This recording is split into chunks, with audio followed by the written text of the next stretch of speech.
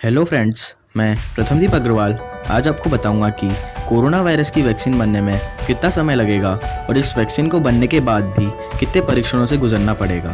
तो दोस्तों, समय तेज़ी से निकल रहा है और हमें कोरोना जैसी महामारी से बचने के लिए एक वैक्सीन की सख्त ज़रूरत है। एक वैक्सीन का बनना ही कोरोना से बचने का सुरक्षित उपाय है, जो कि करोड़ों लोगों को लॉकडाउन से सुरक्षित निकालने में मदद कर सकता है। पर प्रॉब्लम यह है कि वैक्सीन कब तक बनेगी, इसका किसी को पक्का पता नहीं, और क्या ये बन भी पाएगी। रिसर्चर्स और रेगुलेटर्स काफ़ी मेहनत कर रहे हैं कि वो आमतौर पर वैक्सीन को बनने में लगने वाला 6 से 10 साल के समय को कम से कम करके वैक्सीन बनाएं, उसे अप्रूव करें और पब्लिक को दें। अमेरिका के राष्ट्रपति कहते हैं कि इसे बनने में कुछ महीने लगेंगे। यूरोपियन यूनियन की प्रेसिडेंट कहती हैं कि ऑटम से पहले यह मार्केट में होगी, परंतु एक्सपर्ट्स का कुछ और मानना है। The European medicine agency EMA का कहना है कि वैक्सीन्स बनने में कम से कम 1 साल लगेगा, पर यह भी सिर्फ एक आशा है। आप कितना भी पैसा लगा दें, अब वैक्सीन बनने के टाइम को एक हद से ज़्यादा कम नहीं कर सकते। तो उम्मीद यह है कि लॉकडाउन से कोरोना वायरस धीरे धीरे फैले, ताकि उतने समय में एक वैक्सीन बन के तैयार हो जाए, पॉपुलेशन के बड़े हिस्से को बचाया जा सके। पर जितना समय वैक्सीन को बनाने में लगेगा, तब तक यह पूरी दुनिया में फैल चुका होगा। सबसे ज़्यादा तेज़ तरीका जो हो सकता है वो भी 12 महीने लेगा, जो कि बहुत ही ज़्यादा है। पर यह सब नहीं होगा अगर हम सावधानी बरतेंगे। कोरोना वायरस एक वायरस नहीं, बल्कि वायरस की एक फैमिली है, जिसकी वजह से कोविड-19 फैला है। इस फैमिली में सार्स, मर्स और कई तरह के स्ट्रेन्स हैं, जैसे कि कॉमन कोल्ड आदि, और इनको रोकना बहुत मुश्किल है। आज तक किसी प्रकार की कोई भी कोरोना वायरस पर कोई वैक्सीन सफल नहीं हुई है, क्योंकि जब सार्स तथा मर्स को फैलना कम हुआ तो वैक्सीन को बनाने वाले पैसे को रोक दिया गया, जिससे जो वैक्सीन कारगर साबित हो सकती थी वो भी अधूरी रह गई। जब कोरोना वायरस आया तो साइंटिस्ट वापस लैब्स में भूल खा रही रिसर्च को जो सार्स और मर्स पर की थी उसे ढूंढने गए।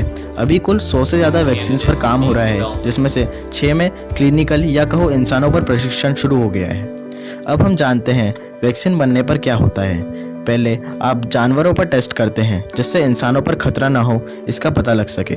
फिर फेज़ 1 ट्रायल शुरू होता है। इसमें इंसानों के छोटे ग्रुप पर वैक्सीन का टेस्ट होता है, जिससे पता लगे कि यह वैक्सीन सेफ है। फिर फेज़ 2, इसमें छोटे ग्रुप पर वैक्सीन टेस्ट होता है, जिससे पता लगे कि रोग प्रतिरोधक सेल्स या एंटीबॉडीज डेवलप हो भी रही है या नहीं।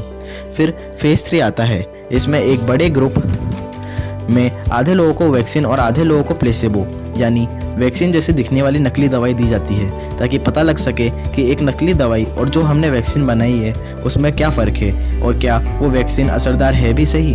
अगर यह सब टेस्ट सक्सेसफुल हो जाएं तो वैक्सीन बड़े स्केल पर बनाई जाती है और लोगों तक यह मिल पाती है। पर फिर भी देखने वाली बात यह होती है कि पहले वैक्सीन किन को दी जाती है, और फेज़ 1, 2 व 3 के ट्रायल के समय को ज़्यादा कम नहीं किया जा सकता। इसके दुष्प्रभाव होने का खतरा बढ़ जाता है। जैसे एक बार HIV के एक वैक्सीन के सारे ट्रायल होने के बाद भी जब यह मार्केट में आई, तब साइंटिस्ट को पता चला कि इससे इन्फेक्शन और बढ़ रहा है। तब फ़ौरन उस वैक्सीन को पब्लिक से दूर हटाया गया। पर सबसे बड़ी प्रॉब्लम तो यह है कि वैक्सीन बनने में 12 से 18 महीने का समय लगता है, परंतु वायरस काफ़ी तेज़ी से म्यूटेट होता है, और इनके अपने आप को और बेहतर बनाने ऐसा ना हो कि जब वैक्सीन बनने तब तक वायरस अलग रूप ले चुका हो और वो वैक्सीन उस वायरस के लिए अप्रभावशाली हो। इसलिए दुनिया भर में वैक्सीन बनाने का काम बहुत तेज़ी से चल रहा है। आप और हम इसमें भागीदारी घर में रहकर तथा बाहर निकलने पर मास्क लगाने से निभा सकते हैं, ताकि अगर आप इन्फेक्टेड हों भी तो दूसरे को ना हो। घर में रहना ही सबसे बेहतर उपाय है। इससे हम वायरस के फैलने के धीरे कर सकते हैं, परंतु इसका अर्थ यह भी नहीं है कि वायरस खत्म हो जाएगा।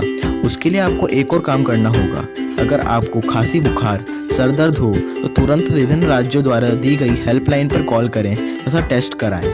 यह सारी जानकारी इंटरनेट पर आप और अच्छे से पढ़ सकते हैं। वीडियो का मकसद किसी को डराना नहीं, बल्कि सच्ची जानकारी देना है।